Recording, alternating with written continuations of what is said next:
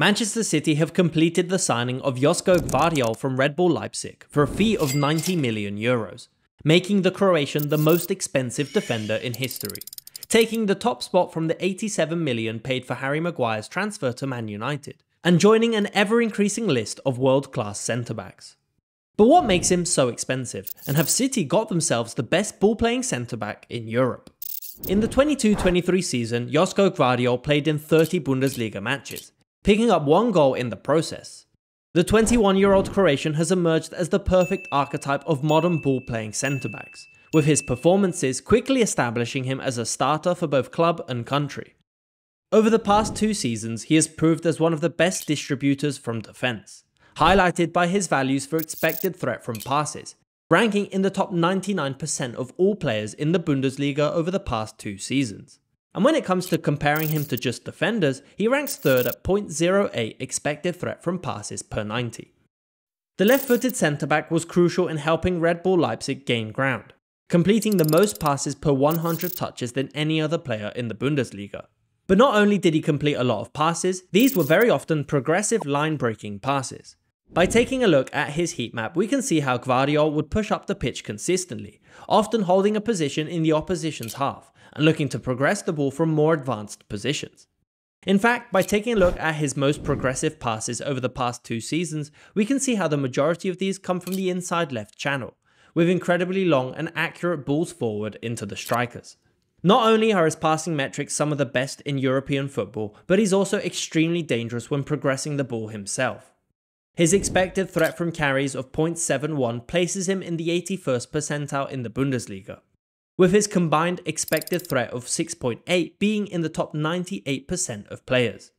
Give him too much space to push forward and he's not shy of taking a shot from distance, often forcing the keepers into tricky situations from outside the box. But it's in the box where he's a constant danger.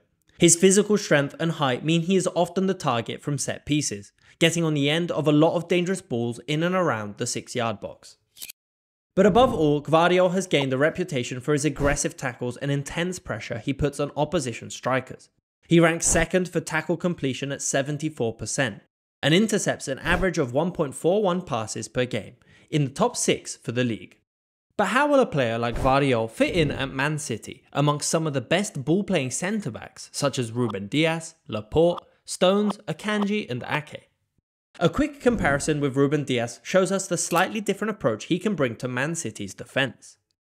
While their passing metrics are similar, with Dias having a slightly higher pass completion rate and accuracy, we can see this more progressive mentality, with 39.4% of his passes being forward. Not only are his passes more vertical, but he also completes more through balls, and creates more chances for his team, potentially meaning Man City are looking for more direct routes into their strikers. Similarly from what we saw from his expected threat, Gvardiol also completes a lot more dribbles compared to the Portuguese centre-back, completing an average of 1.1 successful dribbles per 90, compared to Dias's 0.14. Finally, the defensive index also highlights the 2 players' different approach to regaining possession. While Gvardiol completes more tackles with a better success ratio while also completing a lot more recoveries, Ruben Dias completes more blocks and interceptions per 90. But a more direct comparison can be made with Nathan Ake, as the 2 players will likely be competing for the same role. If Guardiola is to keep to the same system as this season, we can see how both Gvardiol and Ake would occupy similar roles on the pitch. So is he an upgrade on the Dutch defender? The short answer is yes. Whether it's his passing metrics, with a better accuracy on both short and long passes, his vision with nearly double the amount of chances created per 90, or his dribbling with a much better dribble success ratio. The only area in which Nathan Ake ranks significantly higher is in a more offensive position, with a better goal conversion percentage, more touches in the opposition's box, and a slightly better shot accuracy. But how do you think Gvardiol will fit in at Man City?